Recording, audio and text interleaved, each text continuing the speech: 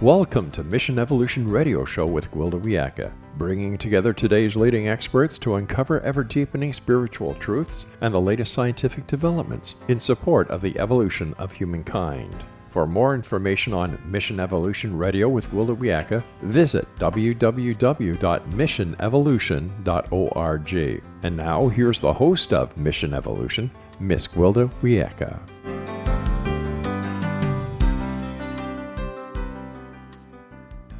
Hello, my visionary friends. Thank you for joining us on another exciting adventure into future possibilities. This is Mission Evolution, where we share innovative thoughts and information with today's leading experts, bringing evolutionary solutions to today's unique challenges. You, my treasured audience, are a very important part of this discussion. Email info@missionevolution.org with any comments or questions. We'll address them on the very next show. So take notes, sit back, and enjoy. This hour we'll be exploring personal awakening for collective transformation. We are indeed living in unprecedented times. In the throes of a pandemic, social upheaval, and racial unrest, there's much inflammatory rhetoric and finger-pointing. At the same time, there is talk of finding a gentler, kinder way of treating each other and living upon the earth. What better opportunity for total transformation than when everything is up for grabs? Historically, we've tried to change things from the inside, make laws, control the masses, win wars. But true and lasting change can only come from inside each of us. How can we awaken to our personal potential? Can we transform the world by transforming ourselves? Where do we even start? Most importantly, can we do it in time? With us this hour to explore this personal awakening and collective transformation is Michael Sapiro. Michael is a clinical psychologist, Dharma teacher, writer, meditation researcher, and former Buddhist monk. He's on the faculty at Esalen Institute and a fellow at the Institute of Noetic Sciences, and is compiling a study on time travel, hope, and love with Dr. Julia Mossbridge of the Institute for Love and Time. Dr. Sapiro teaches nationally on the art and science of transformation, expanded human capabilities, and future making for personal and community growth. His website, michaelsapiro.com. Michael, thank you so much for joining us on Mission Evolution. Oh, thank you so much for having me on the show. Let's start out with your educational background. Okay. Should I just list it? What would be? It's an interesting mix. I have a bachelor's and master's in English, specifically in both creative writing, and then my master's was focused on social justice and feminist pedagogy. And then I did a lot of kind of community and social development work and went back to get another master's and a doctorate in clinical psychology. That's quite the repertoire. From there, whatever drew you to be interested in human transformation? I think I've always been interested, coming from a family that suffered greatly in World War II, and watching my family kind of work through their own suffering toward thriving inspired me to dive more into human psychology, and which for me naturally leads to human thriving, human development. And so I spent a lot of time early on in my life thinking about how people suffer. And so throughout my life, even throughout my education, I focused my own learning and growth on what would it take to develop ourselves and then our communities so that we all have an equal chance at thriving. I like the way that you started that with ourselves and then our communities. Would you go into why that order? Yeah, a lot of us want to help. So many of us feel compelled to serve other human beings, the planet, animals. What I often see happening, though, we do it at the expense of our own well-being. And it's like giving out water from a bucket until there's none left and our bodies are dying of thirst. And so it's really important to recognize that our body, brain, mind complex needs the same or more support first so that we can give from the excess of energy that we have to others. And I'll just stop there. But I do want to make a point. Most people often say they feel selfish taking care of themselves first and not others. But that's actually a detrimental framework, because it takes away from what we need first. Well, you've been speaking of altruistic people. What about the ones that are so totally narcissistic that the thought of aiding someone else is just beyond their comprehension? What kind of inner work can help there? I truly believe most human beings are empathic, compassionate, and able to see suffering in others, feel it, and then want to do something about it. I think true narcissism exists in those people who have been really deeply wounded from a young age and created a personality that's extremely defensive. And I've worked in the field a long time, and I've only had a few truly narcissistic people. I think those folks really have to do the inner work of healing from their initial trauma, learning that they matter and that they're important. Narcissism is a defense against feeling worthless or feeling very low self-esteem about ourselves. So, and honestly, most of us we're on that spectrum in some way, not necessarily narcissism, but not feeling worthwhile. And so it's the same work everybody has to do, which is going inward and finding that kind of radiant goodness which lives within all of us. And that's sometimes hard to remember or see. And then, so from the track that we're speaking here, it sounds like all of us really have some inner work to do to make sure our motivations are coming from, instead of compensatory, trying to make ourselves worthwhile, to true service. Is that correct? I believe that's true. So even as a clinical psychologist, I do very little work, kind of conceptualizing people based on diagnoses. Most of my work is helping people remember their own worth and value, and the inner work is kind of going back to a place that was pre-traumatized, and that might be very early because so many of us have kind of childhood traumas that have shaped the way we think of ourselves, others, in the world. So all of us have inner work to do to clean the kind of various inner lenses that we have. Like, think of us as a diamond with many faces, many facets, and each of those facets are kind of not clear, not clean, because they're wounded, or we have a conceptualization of the world that's not clean. So the inner work is really cleaning those kind of facets of the diamond, so the inner source gets to radiate out much more cleanly and transparently. So the light's only as clear as the window through which it shines is one of my favorites. That's what I'm talking about. And there's so many filters and lenses put on by culture and society and school, and that kind of change the lens, the color of the lens. And our job is to see that is what's happening and clean that out with compassion, loving kindness, healing trauma, things like that. So the light comes through a much more clean lens. There's a lot of talk right now about genetics, epigenetics, and how some of this is passed down through our lineage. Have you looked into that, or what's your take on that? Yeah, I've actually studied that pretty extensively.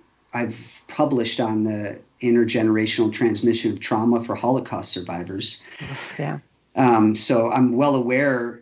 I studied it during my doctoral program. I was trying to understand, why do I have nightmares? I grew up fairly safe in Chicago, and yet I had pretty extensive nightmares that didn't seem to be my own.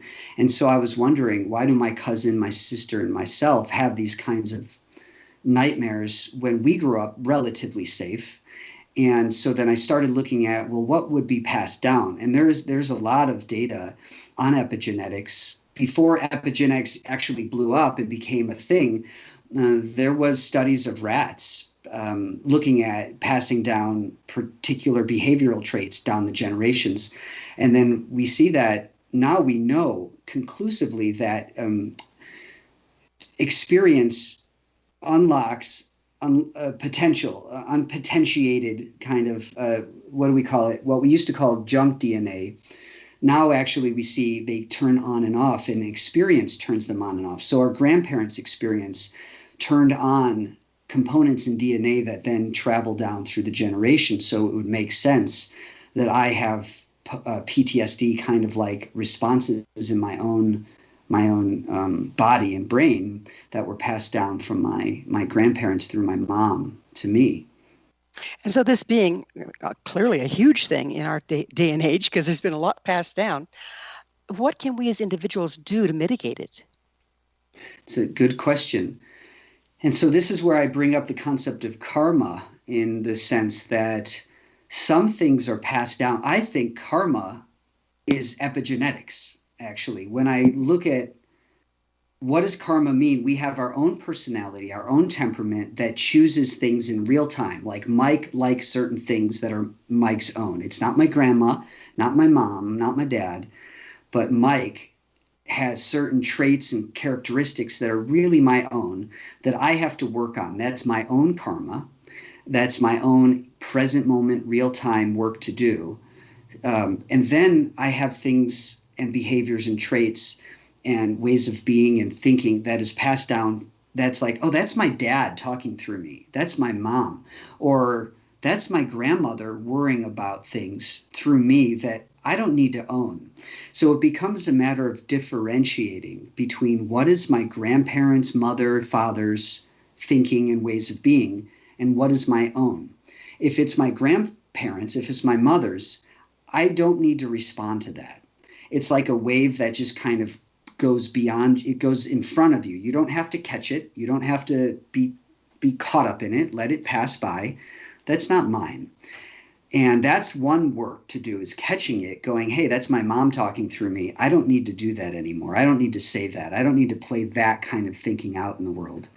But if it's my own, I need to recognize, oh, this is Mike's stuff. So I slow down and do the work that it takes to mitigate my own behaviors and to make those changes. So it's a lot about differentiating what's happening within us and then choosing the appropriate, skillful response to kind of move forward and change that behavior or that thinking pattern. I understand that if you do that enough, you start to rewire your neurological pathways to where it's not such an issue for you anymore. Am I mistaken? No, and that's the hope of, that's what evolution is. Literally the ability to adapt and adjust and make changes that will be sustained. So for everybody listening, there is actual hope that the more consistent you are in your practice, whatever practice that may be, that the more sustained change you will make for yourself. And these are small pivots. I am an advocate for making small changes, not huge changes. Huge changes might feel good in the moment, go, I did it, I'm different. But the truth is, we're not wired to change like that. It's good to see that you can make a big change, but you have to do small little changes incrementally to really make a significant difference. That doesn't mean you can't have a one-time shift in perception and then forever be different. It just means you really want to do those kind of daily practices that reinforce the long-term change. So yeah, there are ways of being which neuroplasticity is what we would call in brain science the ability for our brains to create new neural pathways so that these changes are sustained over time. We're just about out of time for this segment, but you spoke of practice. What do you mean by practice? Well, let's say you want to pick up an instrument. You know, you're not going to join a band the first day you pick up an instrument and go, I'm ready to perform. You're going to want to be dedicated to a daily practice of learning theory, of learning the scales, of preparing your fingers to do more and more complicated kind of rhythm and melody making. And so spiritual practice is no different. A psychological practice is no different. Let's say it's being self-aware.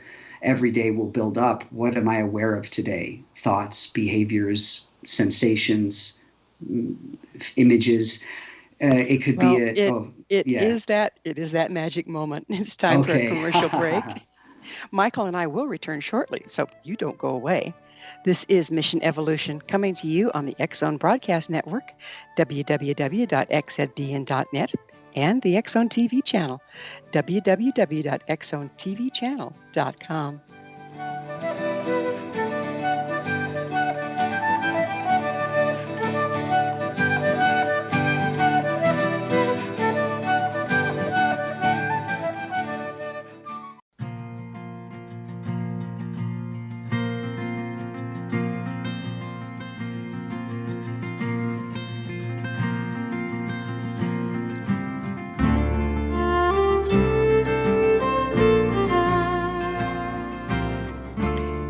Hello again. This is Mission Evolution, missionevolution.org, dedicated to unification and evolution of consciousness. To our faithful and thoughtful audience, we really value your opinion and would love to hear from you. What do you think about how personal transformation can impact the whole? This in from a member of our audience regarding the episode entitled Medical Intuition Meets Modern Medicine. TL shares, as a mother, I've experienced a knowing about my child's illness that eventually panned out, though the doctor said it was something different altogether. I'm so glad to hear studies are being done to validate medical intuition. Hopefully, it'll also validate mother's intuition. Thanks for your input, TL. Mother's intuition is indeed a powerful force that needs to be better recognized. Imagine if we could also be trained to use it more effectively. Curious, dear audience, visit our archives at missionevolution.org, listen to the episode entitled Medical Intuition Meets Modern Medicine, and let us know what you think.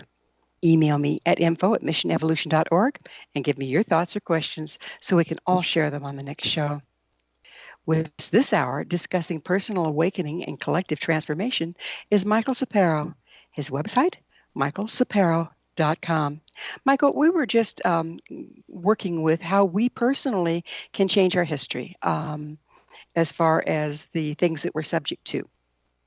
And it's so often I see, I'm sure we all do, a person will say, oh, that was because my dad did such and such, or my dad was such and such, or my mom was this and that. And that's fine. Recognizing it is one thing, but then resigning ourselves to it seems to be the next step. What's your take on that one? What do you mean by resigning to it? I didn't. Can you explain that? Sure. It's like I hear people say, and I've been guilty myself, well, I'm this way because my mother was that way. End of story. End of story. That's my excuse, gotcha. And I'm sticking to it. Yeah. Yeah. That there's a real vulnerability of looking at ourselves closely, because we become responsible for what we're seeing. And so there's a kind of safety that happens when we're like, well, this happened to me as a kid and that shaped the way I think and feel and behave. And that's the end of story, because I don't actually want to dive into the pain of that, because it can be really painful to look back and see the experiences that shape us could be traumatic. And we could have been taught something about ourselves that's really painful to admit. So there's some of that. And so not doing anything about it keeps us in a kind of safe, and I'm quoting here, an safe kind of homeostasis. But the truth is, it doesn't lead us to thriving to do that. So I would say once we start seeing those things like, yeah, I was treated this way, or I was given these messages, then what do we want to do? We want to tend to our pain. And the tending to our pain is actually evolutionary. We become the love we've been seeking all along. When we learn to have self-compassion and self-love, and actually practicing that, meaning moving love inward toward ourselves and being the kind of tendering, nurturing presence we were always wanting to have, that's an evolution in our growth where we're the ones giving ourselves the love we so desperately need. And that's where it's really uncomfortable for people to do that. So that's where I think a leveling up happens in our evolution. And when we do that toward ourselves, we can genuinely start radiating that love outward in our communities, in the world. Isn't that love something we hook into rather than generate for ourselves or for others? Isn't it feeling worthy enough to hook into universal love and then allowing that to move through us? I think we have to be vulnerable to actually experience universal love. It's always present. It's always there. We have to remember it and feel it. And so many people are guarded and defensive against actually feeling the love that's present, because it came with so many conditions growing up. We think we have to earn it or we don't deserve it. And the truth is, it's always present and here for us. So tapping into it takes vulnerability and a willingness and courage, because it goes against so many of our conditions that we're not worthy or we have to earn it. Let's talk about pain a little bit. That's a lovely topic. Okay. How much is the transmutation of our pain the key to evolution that we wouldn't have if we didn't have pain in the first place? Totally. And my patients really don't like that I say that, because they want to be able to thrive and contribute without having to dive into the pain, because it's painful enough to feel pain. And then what I'm saying is actually the gateway to love, the gateway to thriving is through your pain. And so many people get disappointed. They're like, no, don't I have enough of it already? But being with your pain, you learn how to access love, because love is the medicine which gets you through pain. Vulnerability and love gets you through pain, which strengthen you, give you resiliency, tenacity. And it's the love you've always been seeking, but you can't avoid pain, because then you're avoiding the love that comes as the remedy. I remember, as most women do, being in childbirth and being able to embrace the love of my husband at the time, the love for my child, and what my body was doing. Even though it was very intense, it wasn't destroying anything, it was building something. So there was a real reframing that went on there that walked me through home births, a couple of them, without that much of a problem. How can we apply that mindset to our emotional pain that we're all faced with today? It's about shifting from a threat to a challenge response. If we see something as a threat, we tend to shut down or we mobilize to fight and get away. And so when we see pain as a threat, we're then faced with cortisol responses, adrenaline responses. Our body tends to tighten up. Blood flow goes away from the brain into the limbs so you could get away. When we look at pain or any circumstance as a challenge, as a growth opportunity, then we can see the thing as a way of a stepping stone to our growth and evolution and transformation. So what we want to do is start looking at experiences as opportunities for growth. And it might be a challenge, might be a challenging situation. It doesn't mean it's easy or wanted. But you have to move out of threat response and go to challenge response. And that once you start changing that perception, then you can see all your experiences as growth oriented, even when they're unpleasant. So it sounds like when you were talking about the physiological response to pain, when you're seeing it as the enemy, it sounds like it makes it worse because everything tightens up, blood flow lessens, there's no yielding, there's no give at all. Doesn't that make pain actually worse? 100%. Your cells respond to what you're thinking. If you see something as a threat, your own cells in the body will respond as if there is an actual threat, even when there isn't. Many of us have been threatened in real time, but our bodies continue to react as if we're always in threat. And then you have more inflammation in your body. Your immune system is down.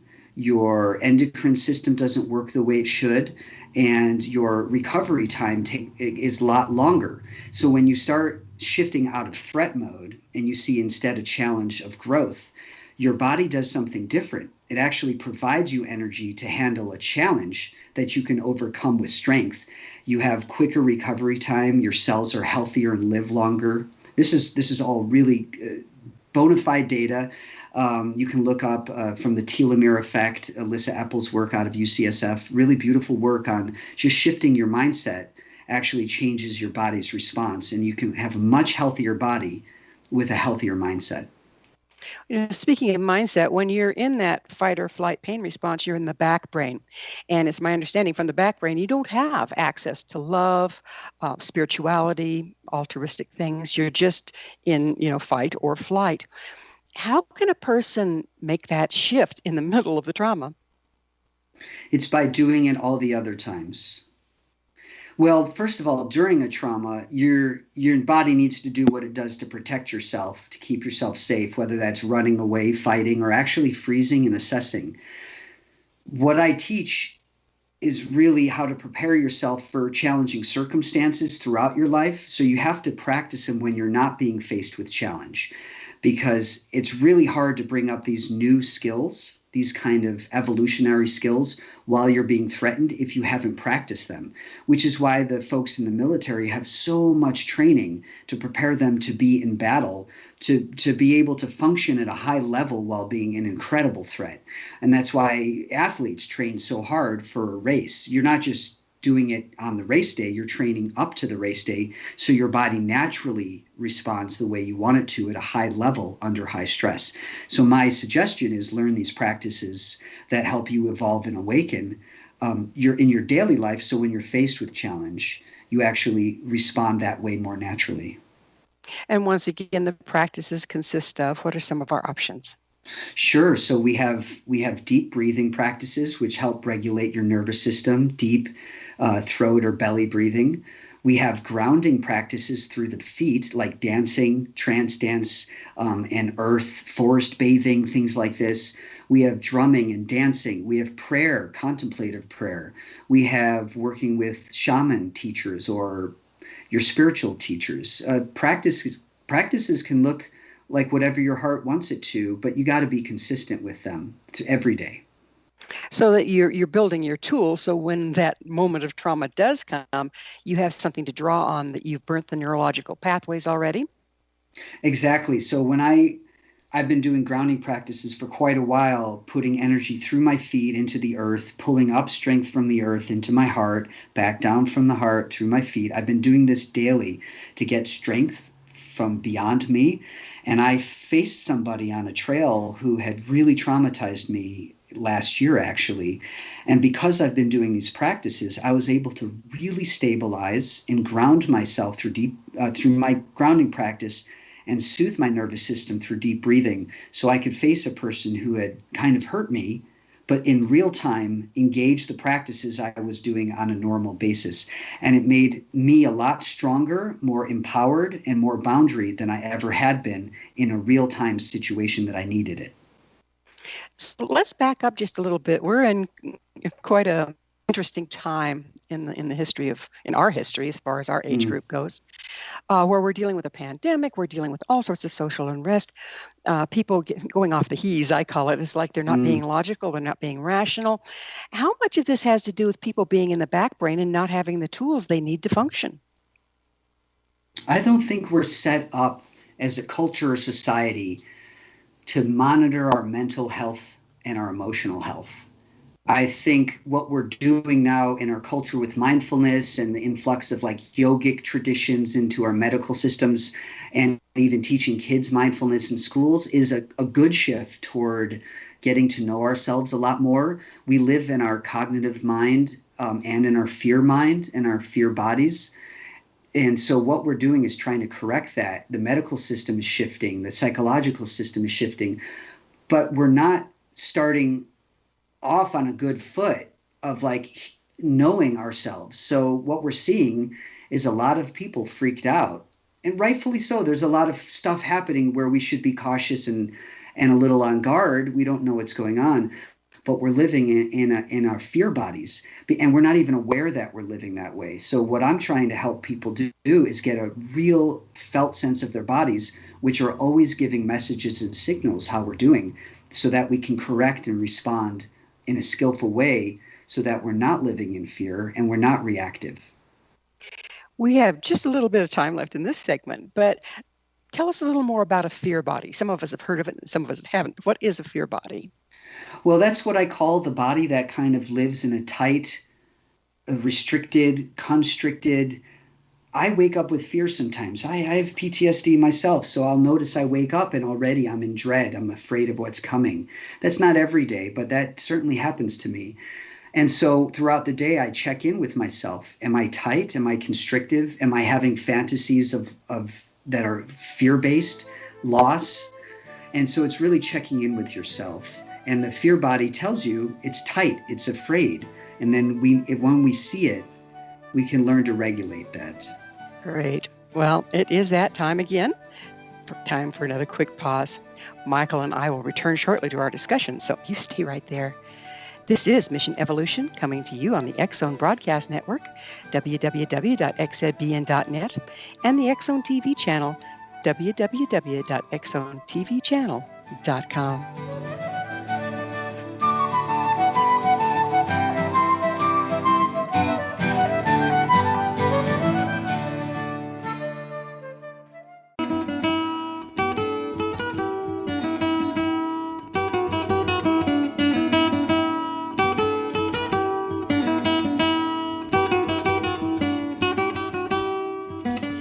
Welcome back. This is Mission Evolution.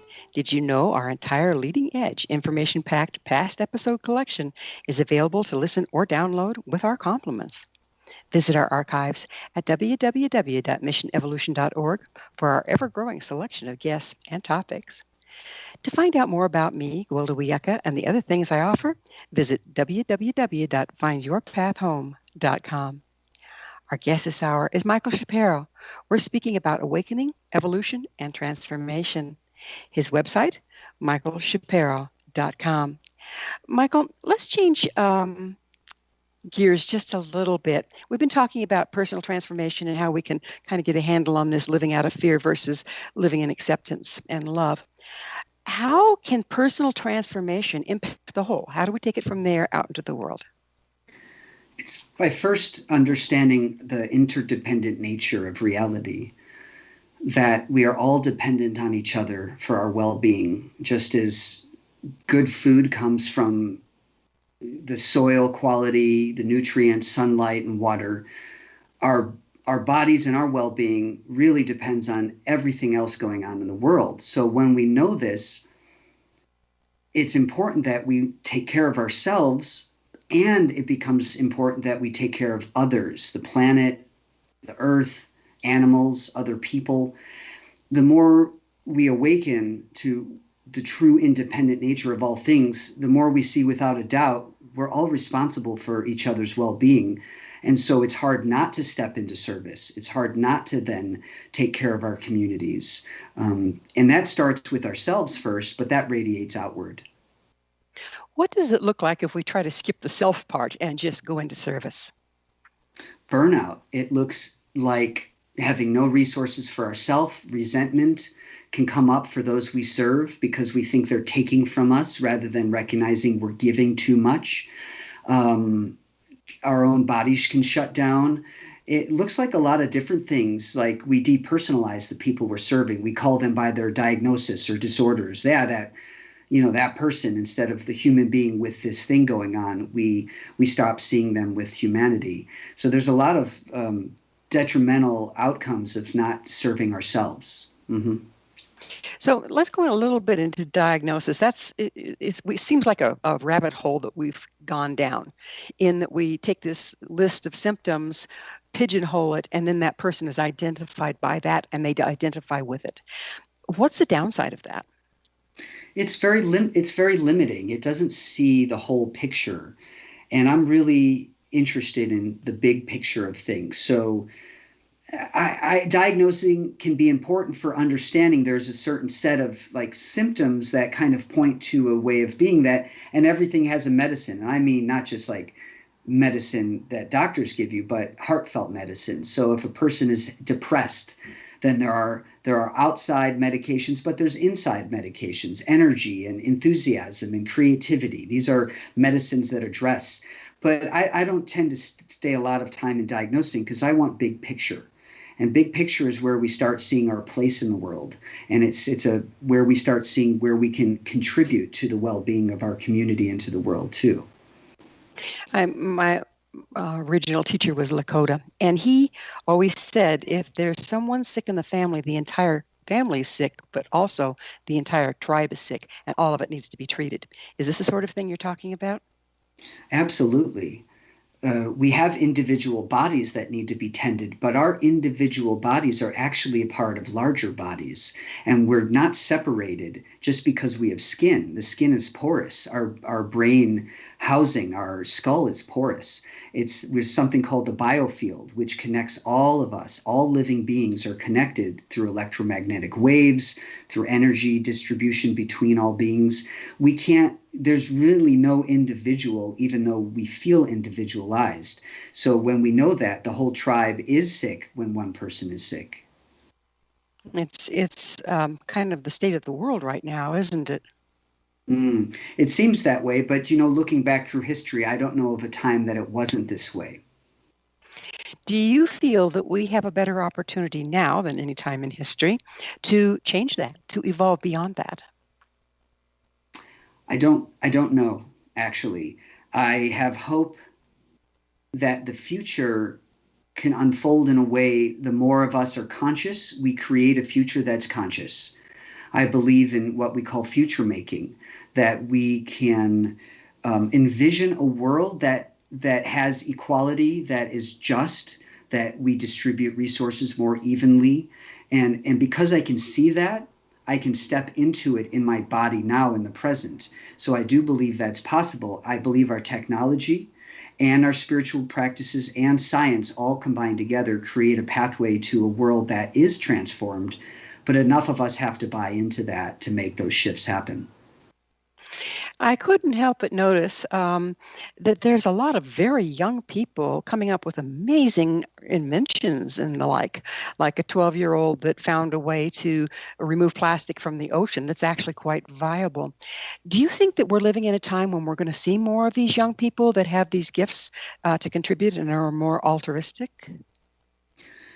I would hope so. I think what we want to do is live in a time where we're creating space for young people to shine their gifts, to be brilliant, to show their genius, whatever that looks like.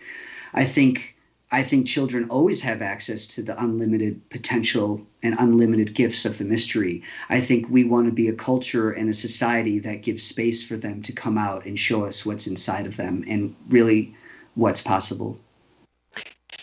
That you mentioned the mystery.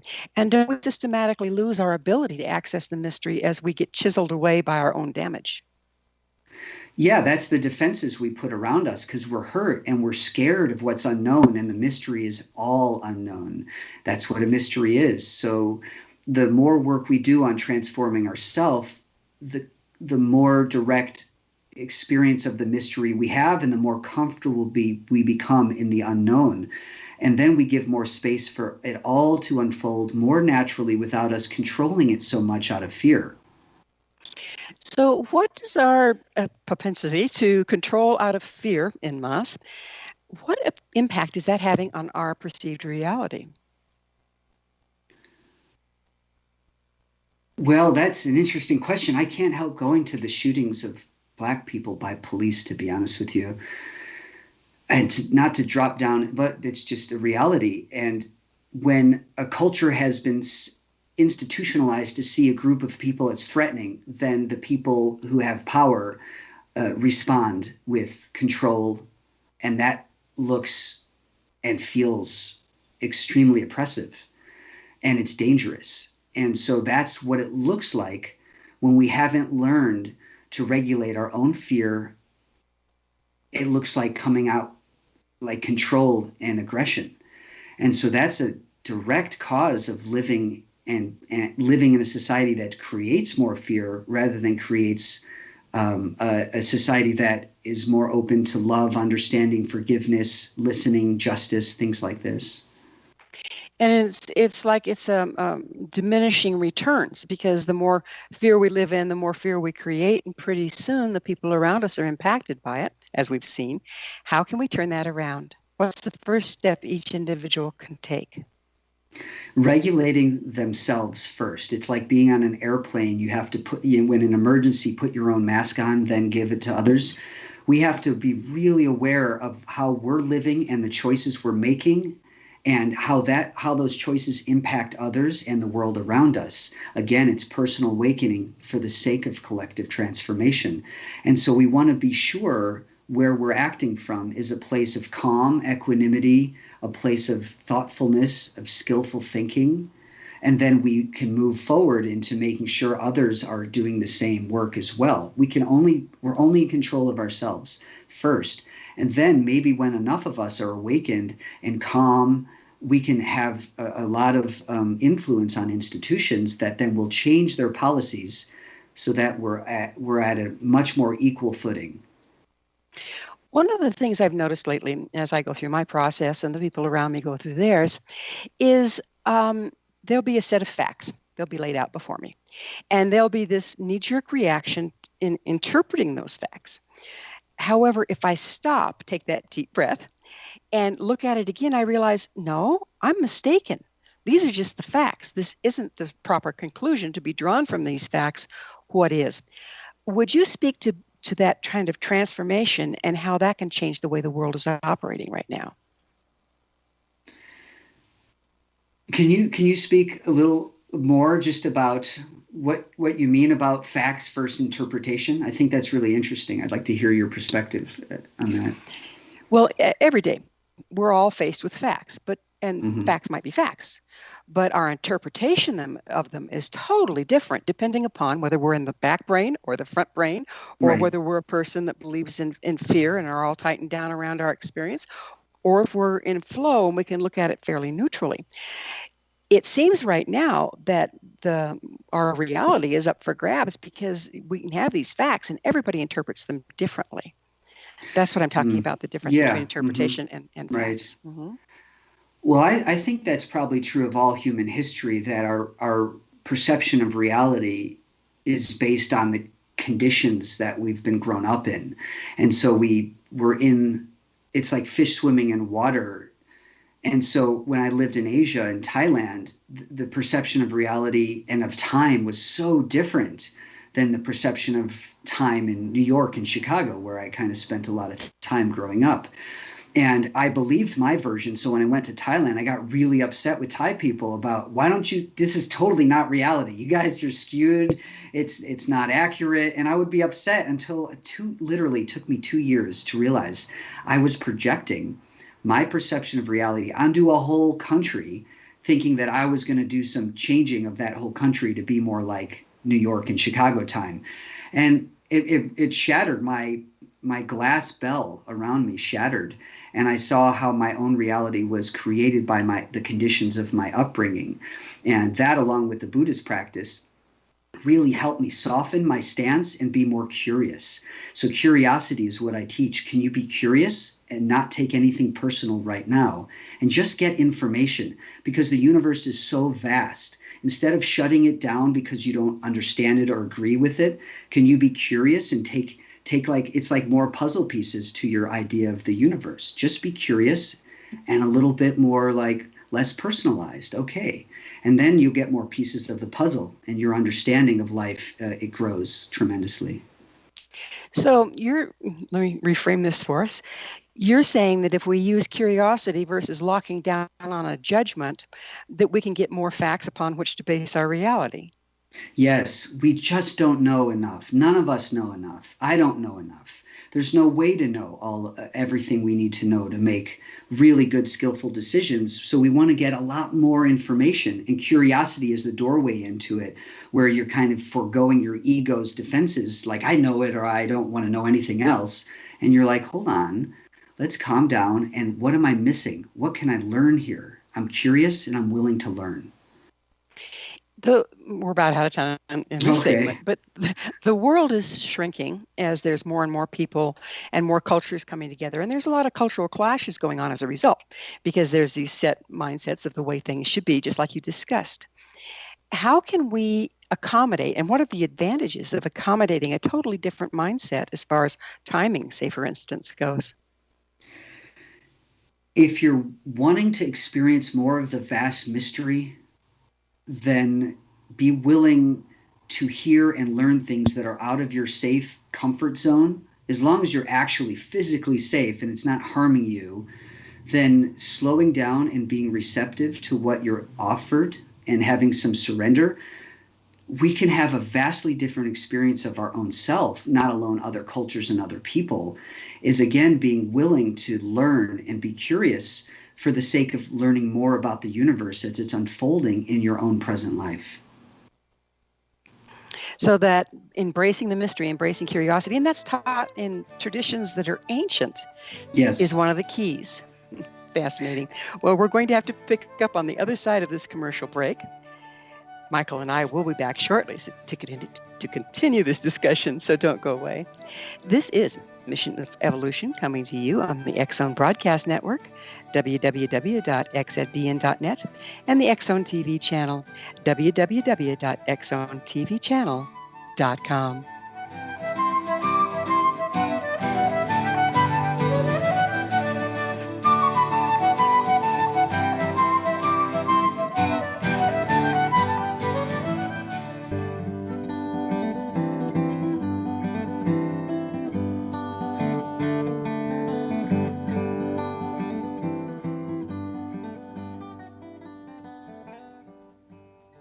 Welcome back. This is Mission Evolution, bringing together gifted people of service to the world. I love to hear from our audience. Your thoughts are very important to me. To suggest a topic or guest that you think would be of interest, email us at info@missionevolution.org. To find out more about me, Gwilda Wiyaka, my school, and the other things we offer, visit www.findyourpathhome.com. This hour, we're sharing thoughts with Michael Sapiro. His website, michaelsapiro.com. Michael, let's talk a little bit more about time. In your materials, you made mention of studying time. What's going on there? I work along with scientist Dr. Julia Mossbridge, and this is really her brainchild. She studies human beings and their relationship to time. She also studies time travel and artificial intelligence. So amazing, brilliant, heartfelt person. And we got she got an amazing grant to study hope, unconditional love, and time travel. And what it really is about is helping us have a robust, healthy relationship to ourselves in all directions, in the past and in the future. So we learn how to love on ourselves in the past. We go back in time and we love on ourselves through difficult circumstances.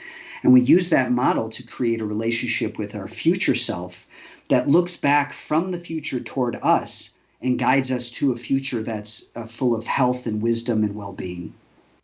So it sounds like you have to embrace the fact that time is not in order to do that. Yes, time is not in order to do that. That's correct. And I mean, there's so many theories on time not existing the way we think anyway. And when you use mental time travel, you can do it in the present moment, seated here in the present, grounded in the present, and yet expand your mental sense of time in all directions, actually back through the lineages of your family and also in the future of humanity. We have access to all of that unfolding at all the time. Well, that goes right back into you're speaking about karma actually being the epigenetic change, doesn't it? It does, because that's what's rippling through what we think is time. But it's interesting because it's happening in the present moment. Whatever happened to our family way back in the past is still continuing in the very present moment through our own behaviors, our thoughts, and it will ripple into the future unless we do some healing work around it. But the future is also rippling back to us right now. That's what we're finding. The future is sending information back to the present. And we have to expand our conception of time as well as our intuition, as well as our felt sense of it coming back. And that takes sensitivity to pick up information from the future. The future is subjective, yes? What do you mean by that? Like, in other words, we can change by changing what we're doing. We can change what the outcome is in the future. Yes, we have some impact on what happens in the future from right now. Absolutely, the way you change your mind or behaviors right now will influence what comes in the future, and the future is already happening. So, which version of the future do you want to have a relationship with?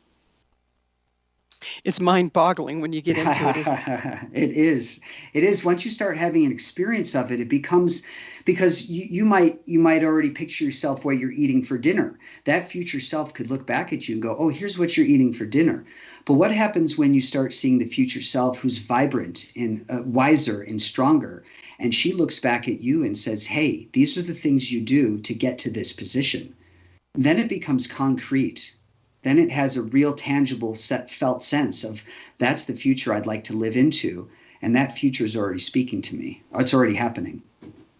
There's a study, you could probably tell me the name of the gentleman that did it, but it was a scientifically, mathematically proving that the future, causality is equal parts past and future, but it only happens in the present. And it sounds like that's exactly what you're talking about. That is exactly what I'm talking about. I mean, as far as I know, that's it, because what do I really know? I just have my experience and some good data and colleagues who are brilliant. So from my perspective and my experience, it does work that way. That's right. I'm being as influenced by my future as I have from my past, all here in the present moment. And that's an ancient concept as well, isn't it? It is. It stretches in a lot of spiritual traditions, like the Longhouse. It's called, there's a lot of native indigenous traditions, the long body it's called, where you have the past and the future all wrapped up in the present moment, unfolded. And a lot of non-dual traditions have no time and space. And so everything exists and unfolds in the present, all past and future at the same moment. And it takes us expanding our awareness to have a direct relationship, not a theoretical one, but a direct relationship with timelessness. And is the pathway to that outcome personal work and evolution on the inside first? Yes, for me, it's of course. We sit grounded in the present moment. Our bodies are the grounding rods between Earth and the cosmos, the Earth and the heavens. And we ground here in the present, but then expand our sense of awareness in all directions, physically in the space, and then over time. And then we are local. We're sitting local in a very non-local, non-dualistic experience of the universe where everything's accessible right now. How do you think the world, let's say will, how do you think the world will change as more and more of us are able to access that way of being? If the more of us do this grounding work in the present and expanding our sense of timelessness, we can take all of the resiliency and tenacity and strength of our ancestors with us as we create a future, as we co-create a future together that has that resiliency and strength and empowerment built into it. And so we're really moving into a future with love, compassion, strength, wisdom. That's how the future will be different. I love the way you say the tenacity and the gifts of our ancestors, because heretofore we've been talking about, epigenetics, and we've got all this damage from our ancestral history. Let's not throw out the baby with the bathwater, right? Yeah, my family survived Auschwitz. I want to take that strength and I want to use it when I'm faced with challenge and hardship. Not to compare like, well, this isn't as bad as that, but to be like, my grandmother faced something I don't know if I could face. So I want to use her strength to move into the future with. And all of us, all of our ancestors have survived tremendous tragedy and trauma for us to be alive right now, facing a future that's unknown. So let's take that strength, let's take their gifts and move it into the future. So this is actually transmuting karma, isn't it? That's right, exactly. Is that part of future making for you? That is a part of it on a personal level and on like a collective level as well. We have a lot of hurts in our country in America with the way we treated Native Americans and the slaves we brought in, and how we use Chinese to build railroads, how we intern Japanese. There's a lot of pain here that we can actually we can transform into something very positive, but we have to do it at a collective level. We have to do it individually for ourselves and use that model to do it on a collective level to help heal and transform our greater community and the world community to be one that is just, fair, helpful, loving, where we like contribute to each other's well-being instead of take away from it. So it sounds to me like the trauma, the pain, all of our sins, if you will, that have been perpetrated on others, is actually the gift if it's transmuted.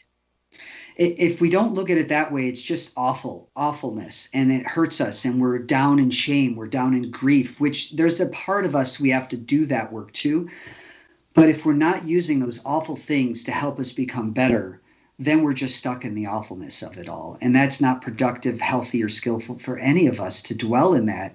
We have to learn and grow so that we have a future that doesn't have those things built into it anymore. Well, the saying, denial isn't a river in Egypt. Doesn't that pain throw us into denial and basically cripple us from transmuting the pain? And that's where I go back to the very beginning, where vulnerability is the place to be.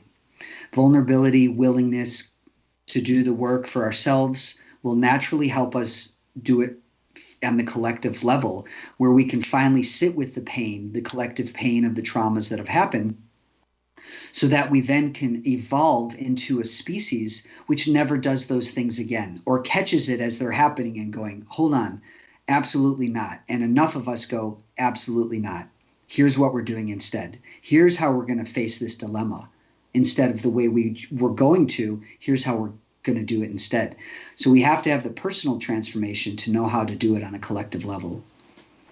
It's almost like the cells in the body, isn't it? If some of them are cancerous, they need to be transformed in one way or another, or the body's not going to be healthy, regardless of how many healthy cells are in it. That's right. And so we're transforming. We're not getting rid of or killing that part of us. We're actually transforming it. And that transformation carries power, doesn't it? It carries the essence of love through, which then radiates to everything we do, every relationship, even those strangers we meet. When we've done the work, that love that we've gotten, we've touched again, will come out in our relationships to everybody. So, Michael, what is your mission? I want to help people awaken to the fact that they're just precious. Every human being is precious. And from that place, we are worthwhile, we belong, we have a right to be here, and that we're important just because we're alive. And knowing that, we can then help others come to the same realization of their own preciousness. And we're going to spend more time encouraging and supporting each other rather than defending and cutting each other down. So, yeah. Mm-hmm. Beautiful mission. So what do you have to say to Mission Evolution's worldwide audience? What's our first step to get to where your vision is? Just know that you matter, and everything you've been through, even if it's terrible and hard, I don't know what purpose it has for you, but that's the material from which you can grow and transform and become the version of yourself you're longing to be, and that you have innate gifts inside of you that are longing to be expressed. And so don't take a lot of time to get to them. Become the painter, artist, poet, lover, musician, cook you've always wanted to be. Start right now, because the world is waiting on you to awaken those gifts, because our world will be better the more of us who are using those gifts that are innate in us. So you believe that we are all innately gifted? Absolutely, in our own ways. In our own ways, each one of us. We might not be Michael Jordan's or Freddie Mercury's on the stage, but we all have something unique that's longing to come out of us and wants to be expressed, and that's all valid, equally important for our evolution as a species. Each piece is equally important and part of the whole? Yes, each piece is equally important for the evolution of humanity. Everybody matters, and everything inside everybody matters that wants to be expressed in a healthy way is what gets us to our next evolution as a species. Oh, thank you so much, Michael. Unfortunately, we are out of time. I could go on and on and on. I think we both could. So thank you so much for coming on the show. Thank you so much, and it was really lovely to be with you and have these deep conversations. Thanks for doing the work in the world you're doing. And you. Our guest this hour has been Michael Sapiro.